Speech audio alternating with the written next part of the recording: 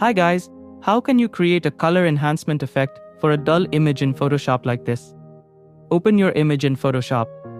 Go to Adjustment Layer and select Hue/Saturation. On that scrubby slider. Also turn on Clipping Mask icon so it affects only your image layer.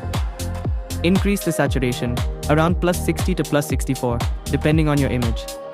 Now you can see the difference. This is before and this is after.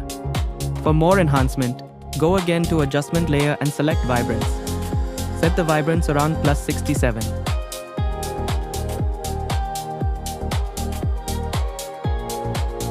Increase the saturation around +19 or adjust it lower if it looks too strong.